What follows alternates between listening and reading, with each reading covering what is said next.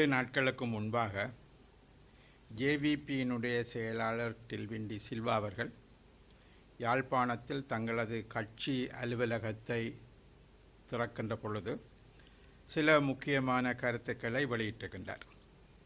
முதலாவதாக அவர் இந்த வருடம் மாகாண சபை தேர்தல்கள் நடத்தப்பட மாட்டாது, மாகாண சபை தேர்தல்களுக்காக கடந்த வரவு செலவு திட்டத்தில் ஒதுக்கப்பட்ட நிதியானது டித்வா புயலால் பாதிக்கப்பட்ட மக்களுக்காக அது எடுக்கப்பட்டு விட்டது.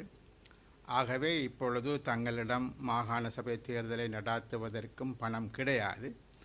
ஆகவே 2027ஆம் ஆண்டு அதை பற்றி ஆலோசிக்கலாம் என்ற ஒரு கருத்தை அவர் சொல்லியிருக்கிறார்.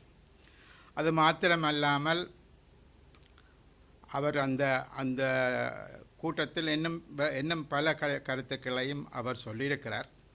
ஆகவே அதில் முக்கியமான விடயமாக ஒரு கட்சியினுடைய செயலாளர், அவர் பாராளுமன்ற உறுப்பினரோ அமைச்சரோ அல்ல, ஜனாதிபதி மற்றும் அமைச்சர்கள் தொடர்ச்சியாக நாங்கள் மாகாண சபை தேர்தலை நடாத்துவோம் என்று ஒரு பக்கம் கூறி வந்த அதே சமயம் அவர்களது தேர்தல் விஞ்ஞாபனத்திலும் கூட தாங்கள் பதவிக்கு வந்ததும் மாகாண சபை தேர்தல் நடத்தப்படும் என்பதும் கூறியிருந்தார்கள். 2024ஆம் ஆண்டு சொல்கிற பொழுது 2025ஆம் ஆண்டு தேர்தல் நடத்தப்படும் என்று கூறினார்கள். ஜனாதிபதி அவர்கள் அதனை கூறினார்கள்.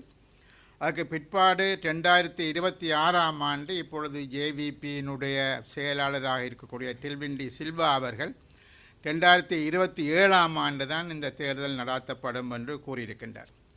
ஆனால் ஒரு விடயம் என்னவென்று சொன்னால், கடந்த 3 மாதத்திற்கு முன்பாக பாராளுமன்ற தெரிவுக்குழு ஒன்று என்ன அடிப்படையில் என்ன விதமாக நாங்கள் மாகாண சபை தேர்தல்களை நடாத்துவது என்பதை 3 மாத காலத்திற்குள் பாராளுமன்றத்திற்கு தெரிவிக்கும்படி ஒரு தெரிவுக்குழு நியமிக்கப்பட்டிருக்கிறது.